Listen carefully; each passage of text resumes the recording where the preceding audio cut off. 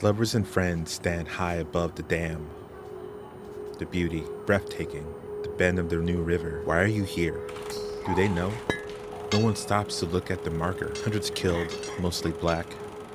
Why do I walk here with you on my mind? I'm looking for signs of you everywhere. I want your existence to count. Your sacrifice for capital. No. Stop.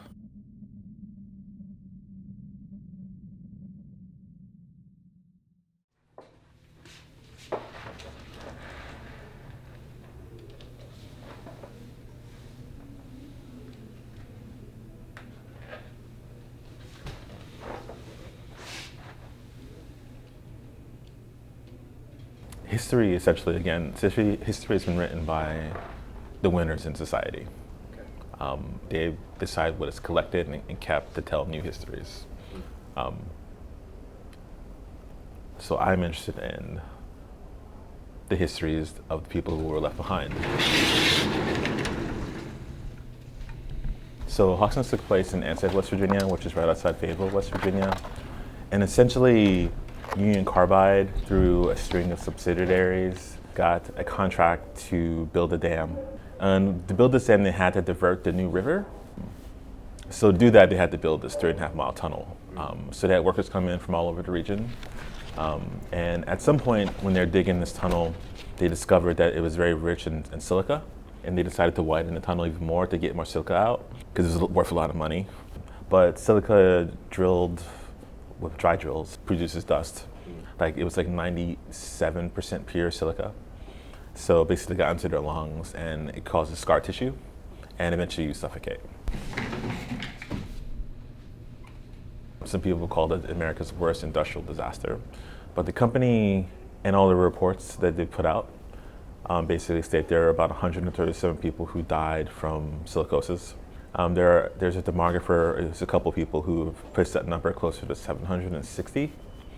It's amazing for me in a state that loves coal miners so much that we have sort of forgotten this other set of people who worked underground, doing some very similar work, same drilling techniques, but were forgotten about. It doesn't help the fact that 2/3 of the people were African American. And also probably they were from all over the region and not from the state, but still, it's like one of those things, if you go to the space, it's so striking that there's almost no memory left.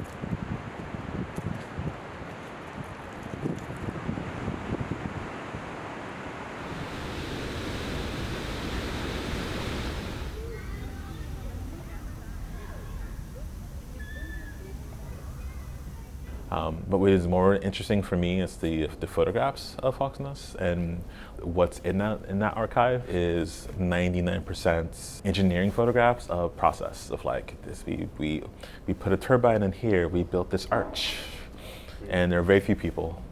But I mean, for me, in thinking about sort of reclaiming this narrative a little bit in this archive, I wanted to take those images and sort of bring them into the present. And sort of to challenge the notion of the company's archive, which is essentially the company's version of history, you know.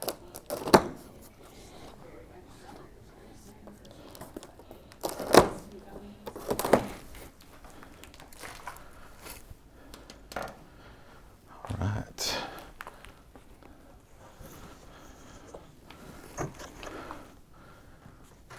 Boom.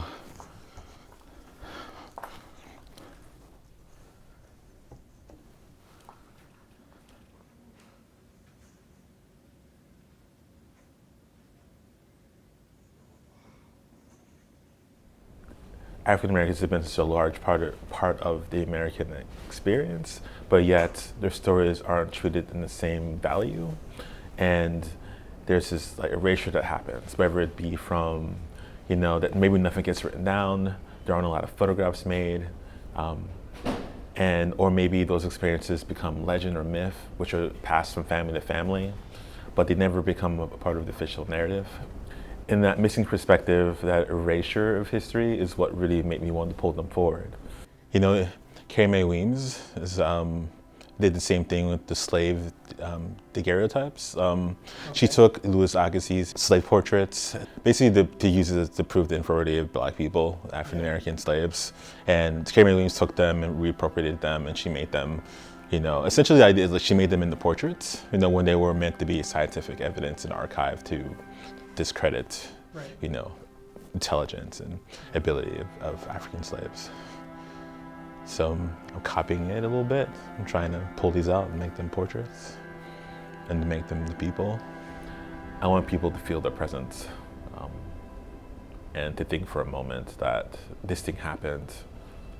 It's a part of history. They mattered.